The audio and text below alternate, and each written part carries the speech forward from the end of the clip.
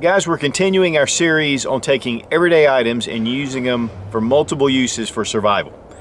Today we're going to take a look at something that's really unusual, and that is fingernail polish. This is something that is found in most homes. A lot of different types, a lot of different colors. You got to improvise to survive. Now, if you've ever been in the makeup aisle, which I don't typically frequent, they do have a ton of different colors and a lot of different brands of fingernail polish. And it may be just whatever your wife or girlfriend or whatever uses. But guys, I went and bought these and I really got some strange looks right at first. There are a lot of colors, there are a lot of things that you can do with this just outside of the survival world. But it definitely has a lot of applications, and we're going to take a look at each one. Now, definitely a good survival tip is taking your nail polish. You can waterproof your matches, especially matches that are not waterproof. And so we're just going to go ahead and cover this up. I'm going to kind of go a little bit farther just because it protects that wood as well. Then we're going to let them sit up and dry. Got to be careful because it can get everywhere.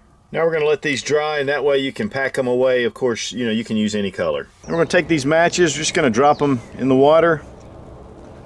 Of course, they're floating because they're wood. Now we're going to take them and strike them on the box. Oh yeah. Well, we'll try another one.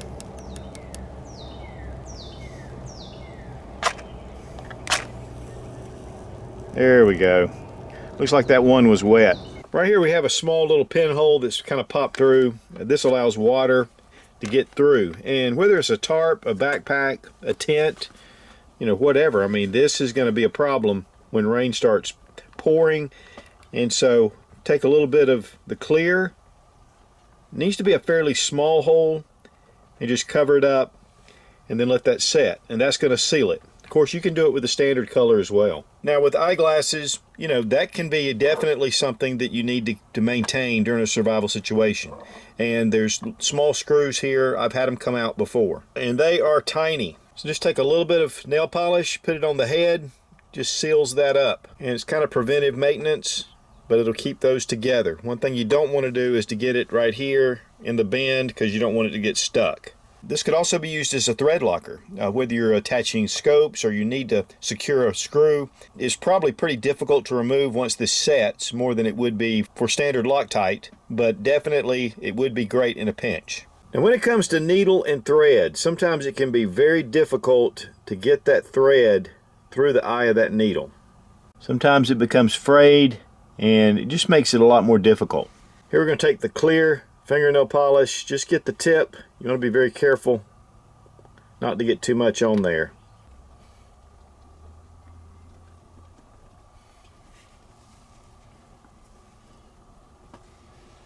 There we go. Makes things a lot easier. Also, you may have some twine. You can see how that kind of frays out, and you can just clip that off. Take your clear fingernail polish and just seal up that end. And that'll just keep it from continuing to fray. And then just let it dry. Even boot or shoelaces, especially if that little end cap is gone, this just makes an end cap.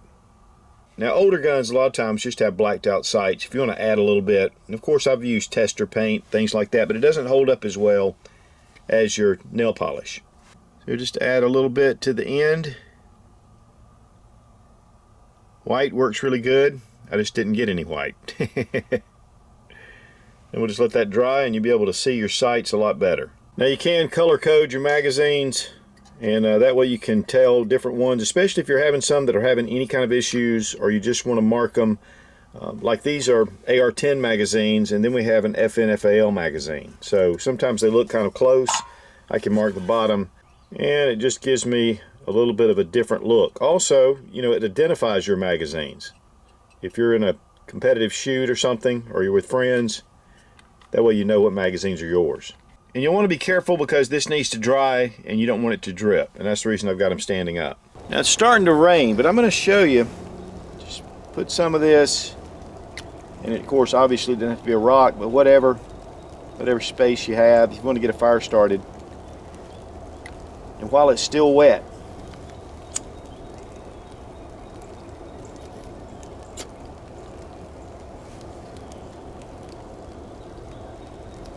this is going to be a great fire starter.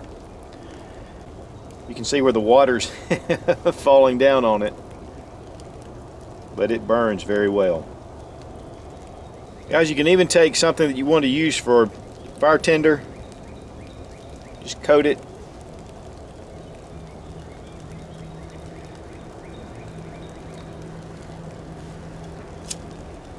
Oh, well, yeah, there you go. That way you can get it started, not just for the matches, but also your fire tinder. And now the wood itself is going to start burning. You're going to be good to go. And this wood's pretty wet. Now this is a lure that I made out of a tin can, and it's steel, so it can rust. And you know, your hooks, things like that can also rust. In a survival situation, you may have to depend on things for a long time. So taking clear fingernail polish and putting on here is just going to preserve it. And any kind of metal surface, you know, whether it's screws, things like that, you know, that are exposed to the weather, you can just coat it. But also if you want to add a little color, of course you can repair your standard fishing lures, but if you just wanted to add a little bit of color to attract fish, whatever works. Now if you need to seal up a box, maybe you're doing some shipping and you just have something you need to seal up, just put a little bit of the nail polish on, close it up together, hold pressure on it, and this should actually seal this. And you can do that with envelopes. If you've gotten a letter and it's just not sticking, you can do that as well. Sometimes you have keys that look the same. We seem to have a lot of keys that look like this. And you know, sometimes it's a pain in the butt to try to figure out which one's which. And so we can just take and mark it.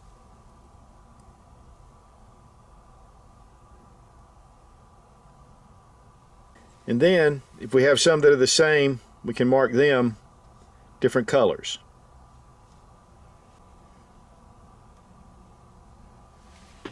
That way, I know which one's which. Even though these fit the same lock, it makes a good example. One of the big advantages of these type videos is that it helps you to think outside the box. You know, we get so focused on certain items used for certain things, and this allows us to really kind of expand.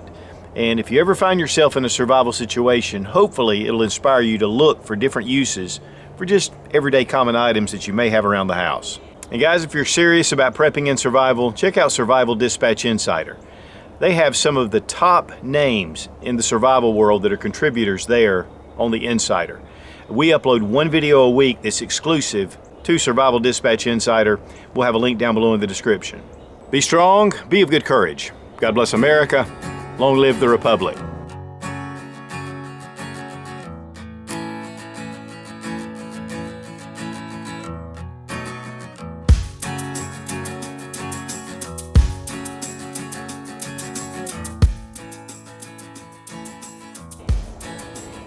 Do you really have to yell? You can't color code your magazines.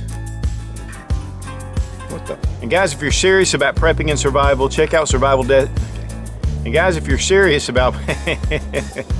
Guys, in today's world, it's not just the females that are wearing this stuff.